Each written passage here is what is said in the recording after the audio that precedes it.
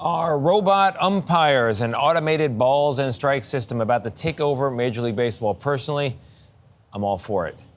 And by the way, I am well aware of the history of the game, how the first recorded professional game was just over the river in Hoboken back in 46. That would be 1846, not 1946. I'm also aware that for generations, legends have played this game, and the game has not changed that much. 3 strikes, you're out, 3 outs to an inning.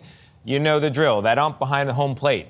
That ump also, we know, and I'm aware, makes split-second decisions on pitches. Sometimes they're right, sometimes they're wrong. It can change the outcome of a season or even a career, and that is part of the game. There is no crying in baseball. I understand all of that. But MLB is now trying to do something special, take the guesswork out of the game while still keeping it interesting and competitive. Tuesday night at the All-Star game, they debuted at a real big scale, national level, this automated ball strike system, or ABS. So they had high-tech sensors that were tracking each pitch. And this is the cool part. Players were allowed to challenge the call of the human ump and then let the machine decide who was right, strike or ball. Joining us to talk about this, and agree with me or not, is at least one of the founders of Jomboy Media. Do we have both? We have one. Jake Storiali. All right, we're going to talk about it, Jake, via the powers of Zoom. What does this mean for the future of baseball? And by the way, not for nothing, I love Jomboy, and one of the things you do is you will lip read moments in baseball when there's a disagreement. This could hurt your business because you could have fewer disagreements because the machine is always right. Tony, Adriana, yeah, you're right. And I think Jim's fighting the tech monster right now, so maybe he hops on in a second. No, you're right. You're on it, man. Like, we don't need to be as scared of this as maybe we think we should be. People are scared of change in general, but you go back in the history of baseball, you mentioned the first game in 1847. You go back, you look at some games in the 1900s, and catchers didn't wear face masks. So, we don't have to be fully freaked out by technology. And I think the biggest thing is it's just how it's used. Umpires are still going to be on the field, and they're still going to be calling every pitch. This is just going to be a system to correct the big ones that get missed, that affect games. We have all of these statistics in baseball now that if a 1-1 count goes to 2-1 or 1-2, the odds of the hitter getting a hit change astronomically. And that's not a word I normally use, so I'm going to get away from it. But we should be pretty welcome to the robo-ump idea. I agree, and I just want to add one more thing. We have Jimmy now, Jimmy OBrien, co-founder of Jomboy. And Jimmy, the reason I think this is awesome is because it's still going to lead to interesting and emotional and high-stakes moments. At some point, somebody's going to make bad calls here. They're going to get challenged, but the challenges are going to be expired. Then it's going to be late in the game, and a truly awful, the whole stadium sees it, bad call will happen, but the team will be out of challenges, and you'll just have to live with it. That's what I'm waiting for.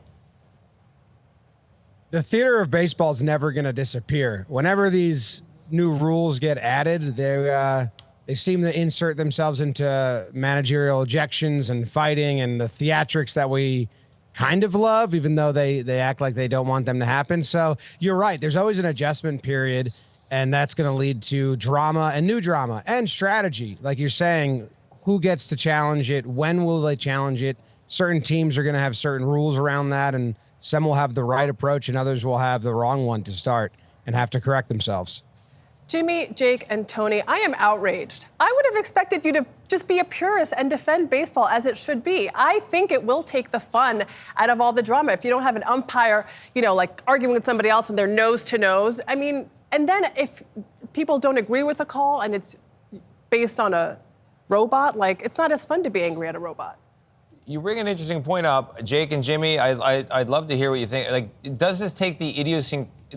We have umpires right now in the major leagues who are known to have their low ball strike umpires, or they call the outside corner more than the next guy. Are those guys going to have to go away because they're going to be tired of being embarrassed by the robo-ump? I think you're going to see a mass exodus of umps for sure, because there's so many that have called the strike zone a certain way for so long, and they've even changed the way they've graded umpires over the years, and that's led to a lot of changes. But I think in the late 90s, there was a mass resigning of umpires when they changed some rules. And that, unfortunately, or fortunately, whichever way you look at it, probably happens because otherwise trust me, you're still going to get the drama and the arguments if you have some of these guys calling the strike zones the way they are and being corrected nonstop. Okay, so how does it work exactly, right? Like this, we've had that box on TV when you're watching a baseball game, but this is different, this robot ump, because it adjusts for a player's height and stance. Can you guys explain how this works?